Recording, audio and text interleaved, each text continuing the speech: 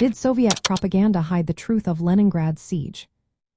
Have you ever wondered how the stories we hear about historical events can be shaped by those in power?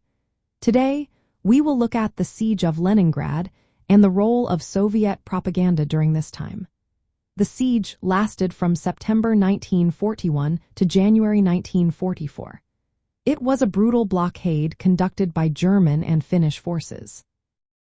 During this period, the Soviet government focused on portraying a narrative of heroism and resilience.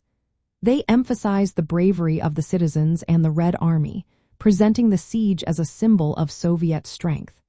However, this narrative often concealed the harsh realities faced by the people of Leningrad.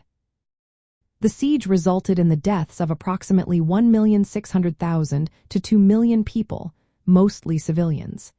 Many died from starvation, bombardment, and the bitter cold. Despite this staggering loss of life, the official propaganda highlighted the courage of the Leningraders while downplaying the extreme suffering they endured. Soviet propaganda painted a picture of unity and strength, but it often ignored the grim truths of famine and the psychological trauma experienced by survivors. The Communist Party controlled information tightly, censoring diaries, letters, and reports that revealed the full extent of the horrors. This censorship aimed to maintain morale and promote loyalty to the Soviet state. For decades, the stories of cannibalism and desperation were suppressed. The government wanted to support the image of Stalinist leadership as victorious and protective. It was only after the fall of the Soviet Union that historians and survivors began to share the true extent of the siege's horrors.